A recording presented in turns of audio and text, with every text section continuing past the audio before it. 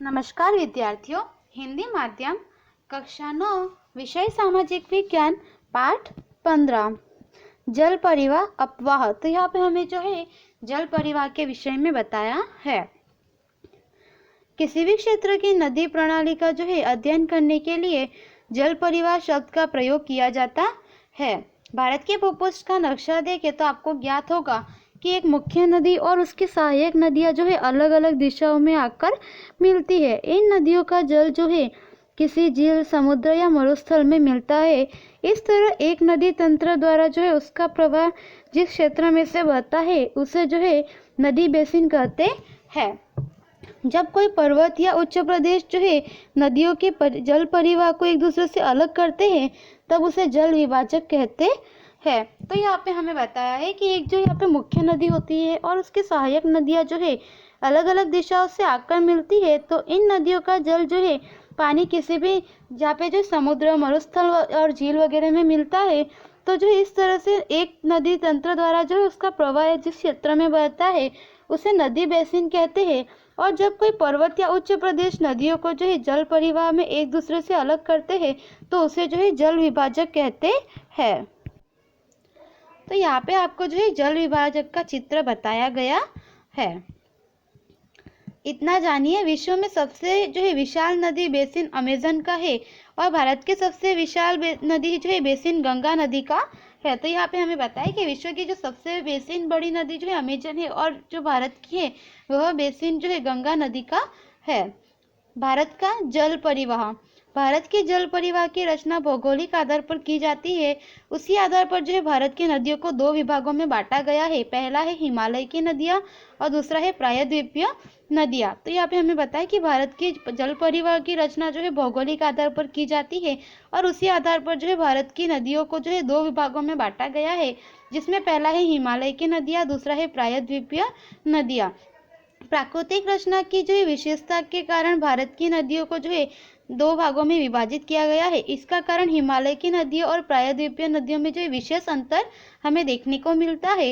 हिमालय की नदियों में जो है 12 महीने जल प्रवाह होता है, क्योंकि वर्षा में बरसात के कारण और ठंडी में जो है पर्वत शिखरों की बर्फ पिघलने से जो है तलहटी के जल भंडार में निरंतर जो है यहाँ पे वृद्धि होती रहती है। इसीलिए हिमालय की नदियों में 12 महीने पानी रहता है और नदियों का जो है प्रवाह है वह बना रहता है। हिमालय की मुख्य दो नदियां जो सिंधु और ब्रह्मपुत्र जो है इस पर्वतमाला में जो है उत्तर भाग से निकलती है। हिमालय की नदियां अपने उद्भव स्थान से जो है निकलकर समुद्र तक लंबा रास्ता भी तय करती है। नदी प्रणालियां और जो है नदी की विभिन्न अवस्थाएं। तो यहाँ पे आपको जो है नदी की विभिन्न अवस्थाएं वगैरह बताई गई है और नदी की जो प्रणालियां है किस प्रकार की वह भी आपको यहाँ बताया गया है। नदी परिवाह की जो 3 अवस्थाएं कौन सी है? पहली है पर्वतीय प्रदेश, दूसरा है मध्य भाग और तीसरा है मैदानी प्रदेश। नदी जब पर्वतीय क्षेत्र से निकलती है तब वह जो है तीव्र घर्षण करती है और वहां से जो है अपने साथ अधिक मात्रा में बालू और काप बहाकर लाती है। मध्य तथा मैदानी भागों से नदियों का प्रवाह जो है वह मंद यानी धीमे हो जाता है और उनका यहाँ पे जो अपन यानी सर्पाकार विसर्पी जो है दृष्टिगोचर होता है। नदियों के विसर्पण के कारण जो है तथा बाढ़ के प्रभाव से जो है मैदानों में घोड़े की नाल जैसे आकार वाले सरोवर बनते हैं और मुख्य जो है प्रदेश से आगे जो है नदी अनेक शाखाओं में विभाजित हो जाती है और लंबे अंतराल के पश्चात जो है यह विभाजित भाग त्रिभुजाकार के रूप में अत्यंत उपजाऊ प्रदेश में जो है रूपांतरित होता है, जिसे कि यहाँ पे डेल्टा कहा जाता है। पर्वतीय जो है प्रायद्वीपीय नदियां जो है वह मौसमी होती है और कारण कि उनका जो है जल भंडार मात्रा वर्षा पर आधारित होता है। शुष्क ऋतु जो है दौरान उनका प्रवाह जो है वह घट जाता है अथवा तो बंद हो जाता है नदियों का प्रवाह। और हिमालय की नदियों की तुलना में इन नदियों की लंबाई भी जो है कम होती है और ये नदियां छिछली है। भारत की प्राकृतिक रचना तथा पर्वतों की ढलान के कारण जो अधिकांश प्रायद्वीपीय नदियां जो है पश्चिमी घाट से निकलकर पूर्व की तरफ बहती है और अंत में बंगाल की खाड़ी में मिलती है। प्रायद्वीपीय नदियों के लिए जो है यहाँ पे पश्चिमी घाट मुख्य जल विभाजक है। तो यहाँ पे हमें बताया है कि भारत की जो प्राकृतिक रचना तथा जो है पर्वतों की ढलान के कारण जो है अधिकांश प्रायद्वीपीय नदियां जो पश्चिमी घाट से निकलकर पूर्व की तरफ बहती है और अंत में बंगाल की खाड़ी में मिल जाती है और पश्चिमी घाट जो है मुख्य जल विभाजक है। इतना जानिए, जल परिवहन प्रणाली, तो मुख्य नदी और उसकी शाखाओं की जो प्रणाली है वह निम्नानुसार है। पहला है वृक्षाकार प्रणाली। मुख्य नदी और उसके सहायक नदियां मिलकर जब एक वृक्ष की डालियों जैसी सुंदर रचना करती है उसे जो है वृक्षाकार नदी रचना कहते हैं, जैसे कि गंगा। उसके बाद है कि जालिकावत प्रणाली, तो जिसमें जो है पर्वतीय प्रदेश से निकलने वाले झरने पहाड़ी ढलान के कारण एक दूसरे से जो है मिलते हैं, तब उनकी रचना जाली आकार की होती है। ऐसे हिमालय की ढलानों से निकलने वाले अनेक झरने जो है उन्हें जालिकावत प्रणाली कहते हैं। उसके बाद है आयताकार प्रणाली। मुख्य नदी और उसकी सहायक नदियां एक दूसरे को समकोण पर मिलती है और इसको आयताकार रचना कहते हैं। भूमि दरार में से बहने वाली अधिकांश नदियां ऐसी जो है रचना वाली होती है, जैसे कि नर्मदा। तो यहाँ पे हमें बताया कि मुख्य नदी और उसकी जो सहायक नदियां है एक दूसरे से समकोण पर मिलती है और उससे जो आयताकार की यहाँ पे रचना करते हैं, तो ऐसी नदियां जो होती है ऐसी रचना वाली उन्हें हम कहते हैं यहाँ पे आयताकार नदियां, जैसे कि जो नर्मदा। उसके बाद है केंद्र त्यागी पर्वताकार प्रणाली। पर्वतीय प्रदेश में एक पर्वत के चारों तरफ के जो झरने हैं वह निकलकर चारों तरफ की नदी की रचना करते हैं, उसे जो यहाँ पे केंद्र त्यागी पर्वताकार नदी की रचना कहते हैं। जैसे कि सौराष्ट्र की नदियां वगैरह जो है वह हमें इस तरह से देखने को मिलती है। यहाँ पे आपको जो है नक्शा बताया गया है कि भारत की मुख्य नदियां और झील कौन कौन सी है। हिमालय की नदियां, सिंधु गंगा तथा ब्रह्मपुत्र हिमालय में से निकलने वाली प्रमुख नदियां है। ये नदियां लंबी है और अनेक सहायक नदियों जो है इनसे मिलती है। कोई एक बड़ी नदी तथा उसकी सहायक नदियां एक दूसरे से मिले तो जो स्वरूप निर्मित होता है उसे जल प्रवाह, जल परिवाह या तो अपवाह तंत्र कहते हैं। तो यहाँ पे हमें बताया है कि सिंधु गंगा ब्रह्मपुत्र जो है हिमालय से निकलने वाली प्रमुख नदियां है और ये नदियां जो है लंबी होती है और अनेक दूसरी जो सहायक नदियां होती है वे इनसे मिलती है और एक दूसरे से मिलकर ये जो स्वरूप निर्मित करते हैं उसे जल परिवाह तंत्र कहते हैं। सिंधु नदी तंत्र, तो सिंधु नदी का उद्गम स्थान जो है मानसरोवर के पास तिब्बत में है। आरंभ में वह पश्चिम और फिर जो है उत्तर पश्चिम की तरफ बहती है और इस तरह जो है वह लद्दाख केंद्र शासित प्रदेश जो है वहाँ के लेह जिले में प्रवेश करती है। इस क्षेत्र से उसने जो दुर्गम खोहों यानी खड्डों का निर्माण किया है। यहाँ उससे जो है जास्कर, नुब्रा, श्योक तथा जो है हुंजा जैसी नदियों से वह मिलती है। सिंधु नदी जो है बाल्टिस्तान तथा जो है गिलगित क्षेत्र में बहती हुई अटक के पास जो है पर्वतीय क्षेत्र में से बाहर निकलती है। सतलज, ब्यास, रावी, चीनाब और झेलम उससे मिलने वाली सहायक नदियां है। ये 5 नदियां जो है पाकिस्तान के मिठानकोट के पास जो है सिंधु नदी में गिरती है और इन सभी नदियों का जो है संयुक्त प्रवाह दक्षिण की तरफ बहकर अंत में पाकिस्तान में होकर अरब सागर से मिलता है। यह नदी जो है मैदानी प्रदेश में मंद गति से बहती है और इस नदी जो है बेसिन का एक लगभग तिहाई भाग जो है भारत के पर्वतीय क्षेत्र जम्मू कश्मीर में भी स्थित है। उसके बाद यहाँ पे हमें बताया, इतना जानिए, सिंधु नदी की लंबाई जो 2900 किलोमीटर है। सिंधु नदी के पानी के बंटवारे के लिए जो 1960 में भारत पाकिस्तान के बीच समझौता हुआ था और समझौते के अनुसार सिंधु के जल भंडार में से भारत का जो है मात्र 20% जल का उपयोग कर सकता है। सतलज, रावी और ब्यास के जल के उपयोग से जो है पंजाब, हरियाणा और राजस्थान के दक्षिणी पश्चिमी क्षेत्रों में सिंचाई संभव हो सकी है। उसके बाद यहाँ पे हमें जो है गंगा नदी का तंत्र बताया है।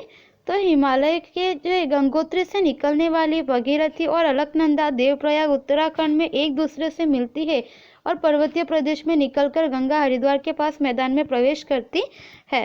तो यहाँ पे हमें बताया कि हिमालय के गंगोत्री से निकलने वाली जो है यह और जो है अलकनंदा नदी जो है देवप्रयाग वहाँ के एक दूसरे से मिलती है और पर्वतीय प्रदेश से निकलकर गंगा हरिद्वार के पास के मैदान में प्रवेश करती है। हिमालय से निकलने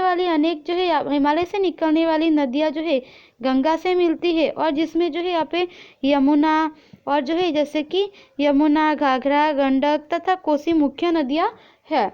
यमुना जो है हिमालय के यमुनोत्री से निकलती है और यह जो है नदी गंगा के दाहिनी तरफ से बहकर इलाहाबाद के पास गंगा में गिरती है। घाघरा और जो गंडक है तथा जो है कोसी का उद्गम स्थल जो है नेपाल में है, वह वहां से निकलती है, जिसके कारण हर वर्ष जो है उत्तर के मैदानी प्रदेशों में बाढ़ आती है। कुछ क्षेत्रों में जान माल को भारी क्षति पहुंचती है। फिर भी इन नदियों द्वारा निर्मित उपजाऊ काप के मैदान से जो है भारत ने कृषि क्षेत्र में समृद्धि भी प्राप्त की है। प्रायद्वीपीय पठारी प्रदेश से निकलने वाली जो है चंबल, बेतवा, यमुना नदी में जो है तथा सोन गंगा नदी से मिलती है। ये नदियां जो है अर्ध शुष्क क्षेत्रों से निकलती है तथा इनकी लंबाई भी कम है और इनका जल भंडार जो है वह भी मर्यादित है। उत्तर तथा दक्षिण में से निकलने वाली नदियों का जो संयुक्त प्रवाह है वह आगे जाकर दो भागों में बढ़ जाता है। पहला भाग जो है बांग्ला जो देश है वहाँ पे प्रवेश करता है, वह पद्मा के नाम से जाना जाता है कि बांग्लादेश में वह नदी जहाँ प्रवेश करती है वह पद्मा के नाम से पहचाना जाता है। और दूसरा भाग पश्चिम बंगाल में भागीरथी हुगली के नाम से पहचाना जाता है। अंत में ये दोनों प्रवाह जो है बंगाल की खाड़ी में गिरते हैं। गंगा का प्रवाह जो है बांग्लादेश में पद्मा कहलाता है और वह जो है ब्रह्मपुत्र नदी के साथ मिल जाता है और इन दोनों के जो है यहाँ पे संयुक्त प्रवाह को मेघना कहा जाता है। गंगा और ब्रह्मपुत्र नदी का जो डेल्टा प्रदेश है सबसे अधिक उपजाऊ प्रदेश है, उसे सुंदरवन कहा जाता है। इतना जानिए, गंगा के डेल्टा प्रदेश को जो सुंदरवन इसलिए कहा जाता है कि यह सुंदरी नामक वृक्ष जो है अत्यधिक संख्या में, बहुत अधिक मात्रा की संख्या में जो है यह वृक्ष है। भारत के संदर्भ में सुंदरवन, डेल्टा प्रदेश और मैंग्रोव जंगलों के लिए प्रसिद्ध है। गंगा नदी जो है 2500 किलोमीटर से अधिक लंबी है और जो है अंबाला शहर गंगा और सिंधु नदी के बीच जल विभाजक का काम करता है।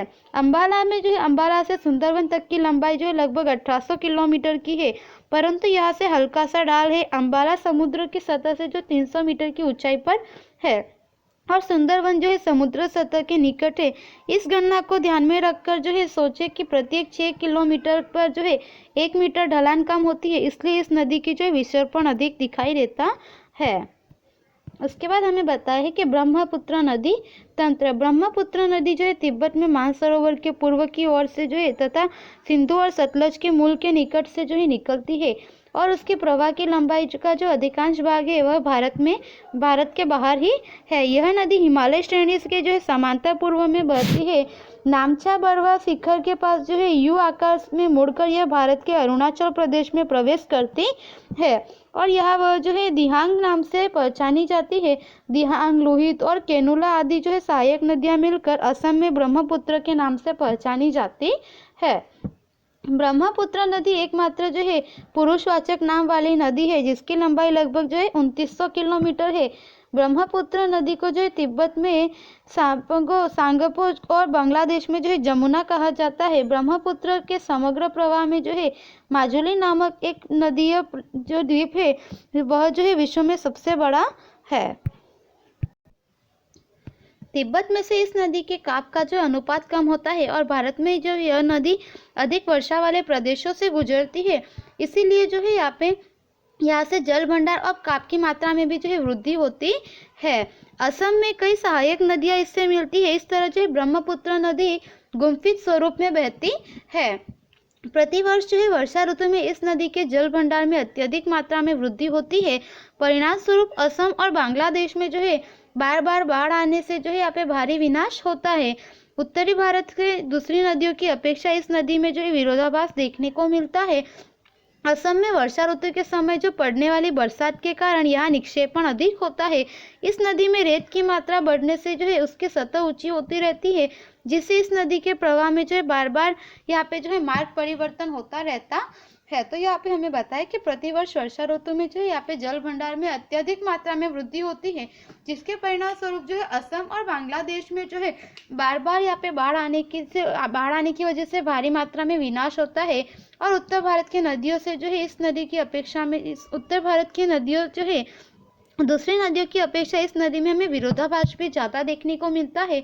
और वर्षा ऋतु के समय होने वाली जो है बरसात के कारण यहाँ पे निक्षेपण अधिक होता है और इस तरह से जो है नदी में रेत की मात्रा बढ़ने से उसकी सतह जो है ऊंची रहती है और इस नदी के प्रवाह में जो है बार बार यहाँ पे मार्ग परिवर्तन होता रहता है।